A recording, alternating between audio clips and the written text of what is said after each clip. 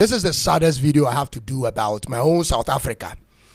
It is sad and shameful, so disturbing, that after watching the video last night, all I could go with or sleep with was a gasp and a coil in despair in my bed. The president of South Africa embarrassed all of South Africa and Africa as a whole in one public meeting with President of America, Trump. He became a schoolboy to a school principal who is Trump. And this is the best we have in Africa, ladies and gentlemen. Cyril Ramaphosa is from the supposed most developed country and the largest economy in sub-Saharan Africa. And this is what we got yesterday in a meeting with him and the president of America. After all the talking tough around BRIC nations meetings, this is how sober he became in the White House. What a shame, ladies and gentlemen. This is the true definition of shame. And I think I can now understand why Julius Malema has been so harsh on him, not just him, and all the leadership coming from the ANC party over the years. I am going to play a part of the video for your viewing, and I need you to watch his body language and how calm he was in trying to entice the US government to come to his aid in South Africa. Well, wait a minute. Why would they call him for an interview? Why would they call him? Like, why would Trump call him for interview? For what? What concerns the country? Like, why should I answer you? Are you the one to tell me what to do in my country? Like, this is to let us know that we are not the ones, like Africans are not the one ruling their country, but the whites are the one in power, even though we see an African leader on that seat, but they are not the ones ruling. This is a clear example. But then, guys, let's watch. Let me clarify that, because what you saw, the speeches that were being made, one, that is not government policy. We have a multi-party democracy in South Africa that allows people to express themselves, political parties to adhere to various policies, and in many cases, or in some cases, those policies do not go along with government policy. Our government policy is completely against what he was saying, even in the parliament. And they're a small minority party, which is allowed to exist in terms of our constitution. But you do allow them to take land. No. You do allow them to take land. Nobody can take land. And then when they take the land... Hey, so what if they allow them to take land? Does Trump have right to ask that, but you do allow them to take land? Is it your land? Donald Trump, now your land? So why are you concerned about the land? Like, waiting be your own self. You are not an African. Obviously, you are the president of America. Look at your skin. Is white. Is it black? So why are you interfering on something? I'm not even going to blame Trump for anything. Is that man seated there?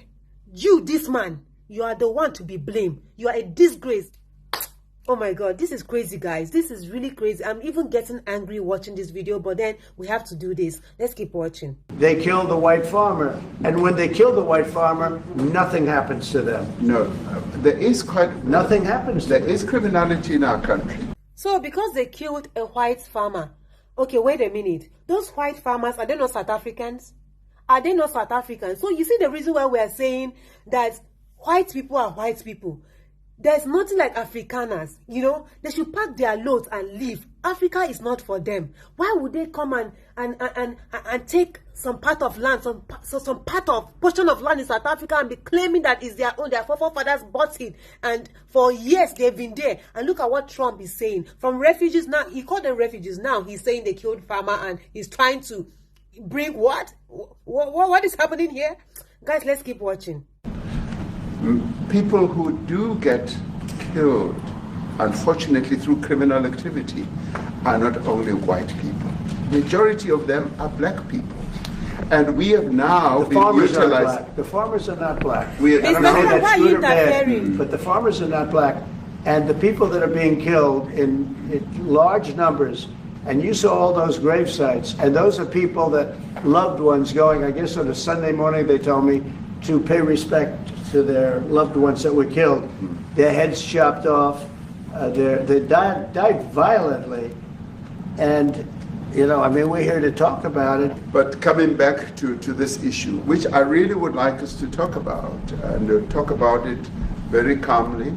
We were taught by Nelson Mandela that whenever there are problems, people need to sit down around a table and talk about it. Well, there are and this problems. is precisely what we would also like to talk about, including, of course, trade matters, investment matters. So the issues that concern you as the United States, Those are all racism. Those are all deaths. There's something I do not understand here. Why is Trump interrupting? Like, when he's talking, this man he's allowing him to do his talking, no. But when it's time for this man to talk, that's the president of South Africa, Trump will be interrupting, like he'll be confusing him. What is that? If I'm the one on that seat, I'll be like, please, allow me to talk. Allow me to talk. I do not understand what is happening here. He's treating him like he's a nobody. See, if I was him, I will not even go for that meeting. But now because their hand big and their eye, they open like this. Now money, our leaders. Oh my God, it's because of money. Oh, it's because of money. If not this man. So you agree to sell your? I don't understand. They've sold us already. Oh my God, let's keep watching. Yeah, in many ways, I mean, one should say you are a partner of South Africa, and you are raising concerns, and these are concerns that we are willing to talk to you about.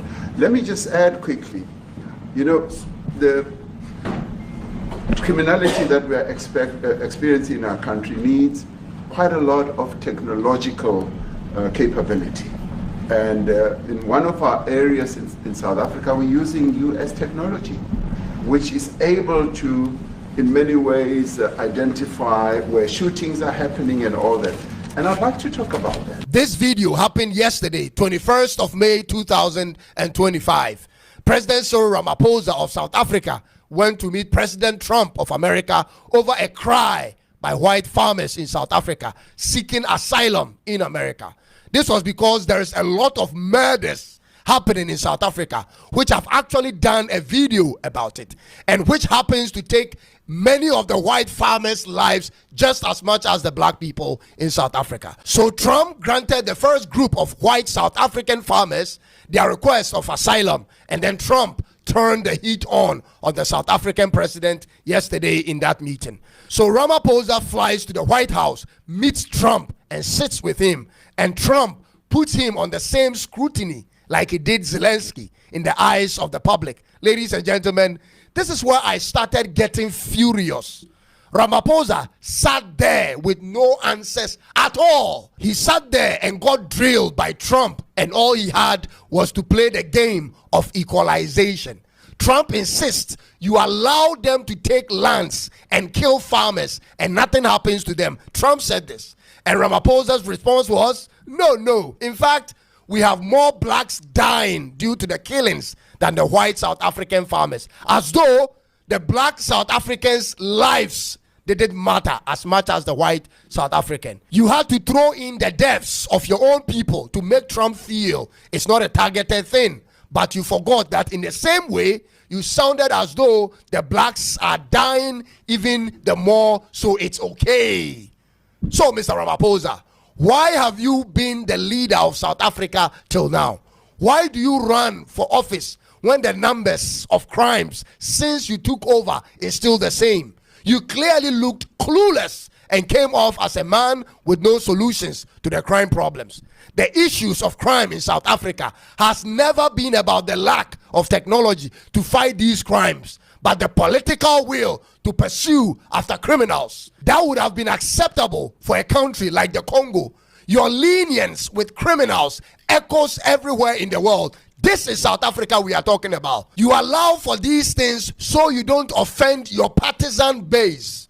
Those are the same people who come out to vote for you whenever there is elections, and so you wouldn't want to interfere in their businesses. That's one of the source of the problem, and I'll give the rest later. When a person commits crime and easily gets away with it after a few months or years behind bars, what message do you think it leaves out there to the public? My own friend in South Africa was gunned down and not even an investigation was started because nobody ever put you to the wire about the deaths of black people in South Africa. Nobody really questioned you like Trump was doing. You never took it seriously. Now you are being checked on the lives of white people in South Africa. You are throwing in the deaths of black people to equalize the whole thing.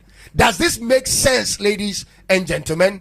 Do we elect leaders to solve problems or to point to other instances to justify their lack of performance? There is zero hope in these types of leadership all across Africa. I'll tell you, if the president of the best and most powerful black African country is acting this way towards a world leader, how have our own president from our small African countries acted when they go there to meet these powerful presidents in the world? I love every bit of what Trump is doing in terms of bringing the cameras in to put all these people on the spot, because most times we have zero idea what these so-called heads of states of Africa actually say there when they meet them. This now makes me wonder, when these African leaders meet world leaders, whether from America, China, Russia, or anywhere in Europe, what actually transpires in these meetings? Because I'm tempted to believe they go there hoping to kiss their butts, shine their shoes, and help them with their laundry. Ladies and gentlemen, I hope I'm wrong. We are very fortunate to have a president like Trump to expose all these weak and soft politicians who happen to be in a position of leadership in Africa. What has been your plan, Mr. President of South Africa, to curb the crime rate in South Africa? South Africa has everything it takes to take care of its internal problems. This is not even about external or territorial matters. It's internal, and you are seeking help from America. This is a joke, Mr. President. Do you know a country called El Salvador, ladies and gentlemen? Do you know their president, Bukele? Did you know they were in a worse criminal situation than South Africa was in 7 years ago? And do you know the same El Salvador is now the safest country in all of Northern and Southern America, only behind Canada? How did he, one man, achieve it? For a president who took over at age 37 and was surrounded by hardcore gangs and ritualists across the country of El Salvador, how did he do it? The same America, led by Joe Biden at the time, castigated President Bukele of El Salvador for his approach towards bringing order in his country. But today, this same America under Trump just invited him and even struck a prison deal with him for his excellence approach, which is proven effective. Ladies and gentlemen, what are our leaders doing? Your problem is, even if the best solutions are gifted to you, Mr. Ramaphosa, you cannot implement them for many partisan reasons. You have just handed over South Africa to America. You have just done that. Did you see what Trump did the moment Ramaphosa mentioned that they need America to help them with their crime situation? Ladies and gentlemen, watch Trump's body gesture in this video.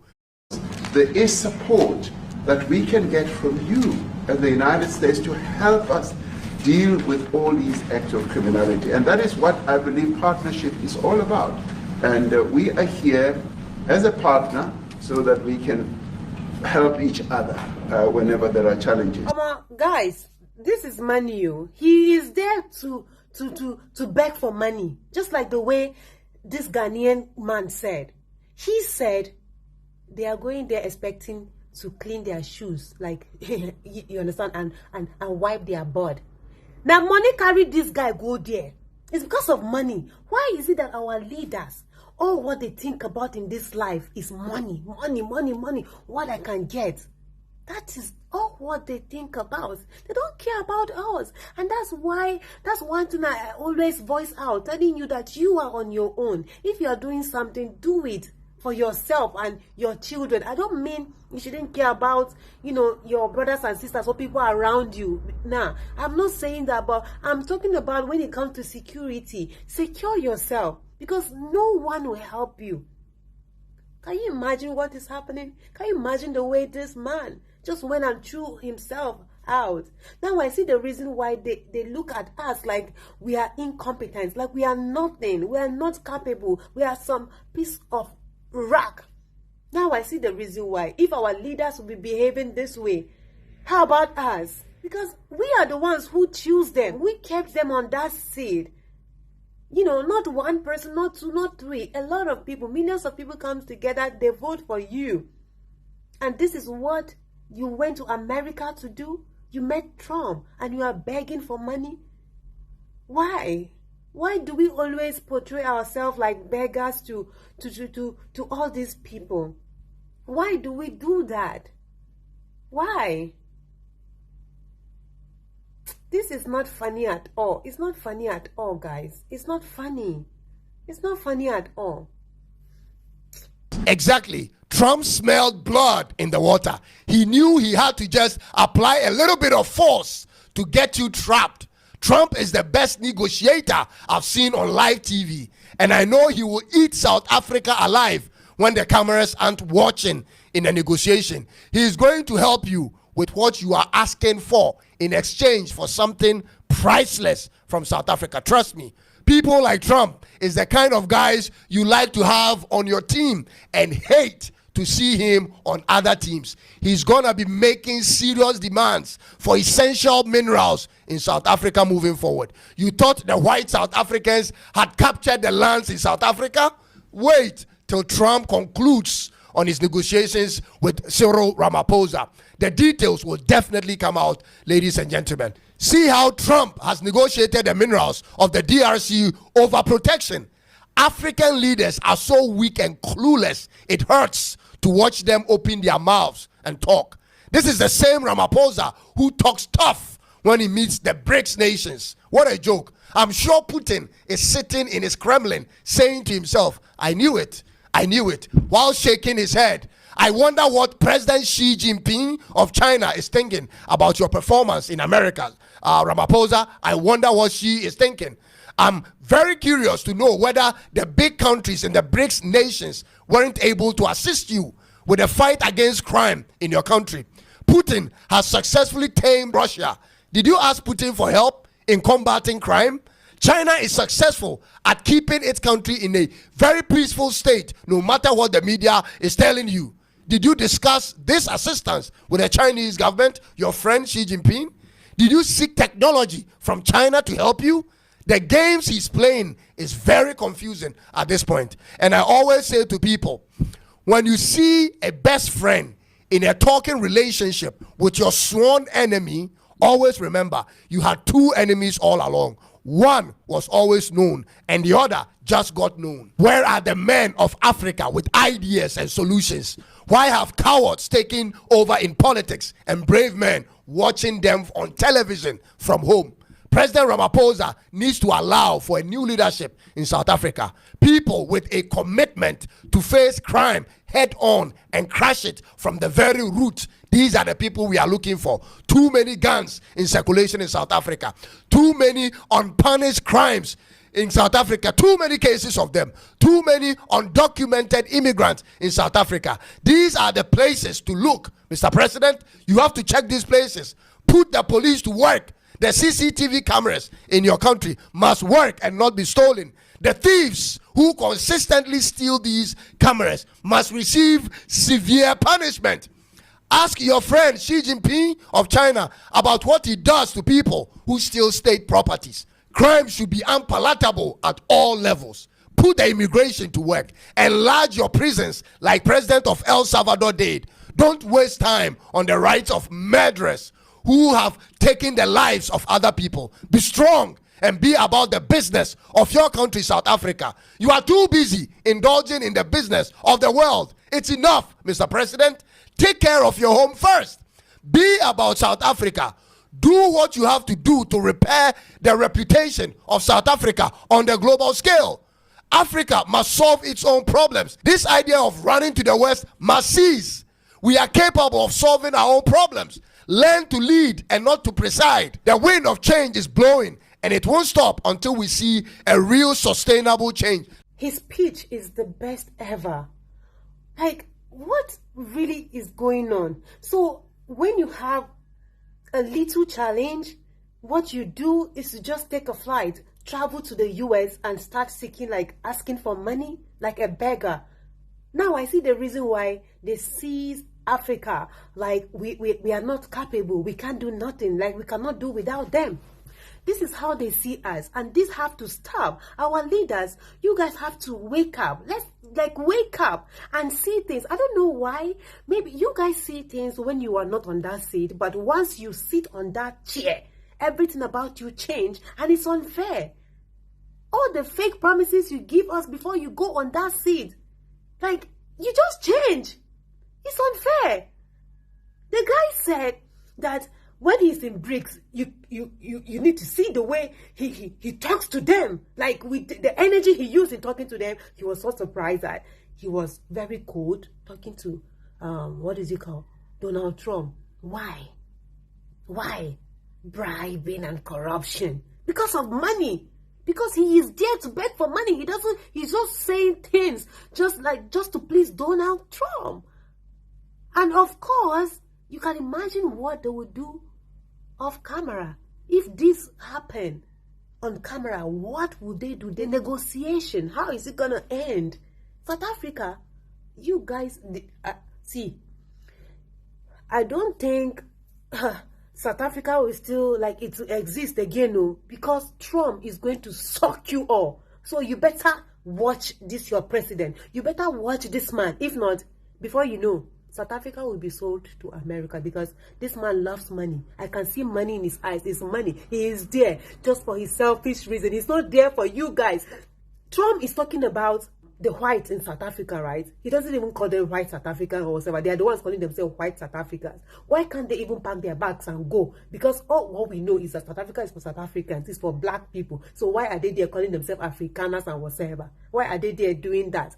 If Trump would just send an aid to only white South Africans, so why can't they just pack their bags and go to America? We don't want them again there, and they should go and leave us alone. They are causing confusion. All what he cares about is the white South Africans. He cares about them a lot. But our own South African president, what he did is to back up his points when Trump asked that, why is it that they're killing farmers? Like, they're killing farmers and taking their lands. The white farmers. He said it's not just white farmers they are killing, it's also happening to the blacks. He's using the blacks to cover up. And according to him, he said that blacks are killed more. Can you imagine? Like, this is really surprising. No? Like, I'm shocked. These are leaders that we put our hope and everything on. But look at the way he went to disgrace.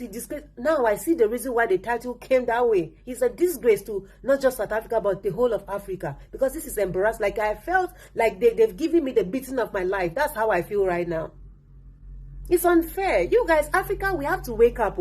Each and every one of us should wake up. Either small, big, old, we should wake up. And, do the right thing.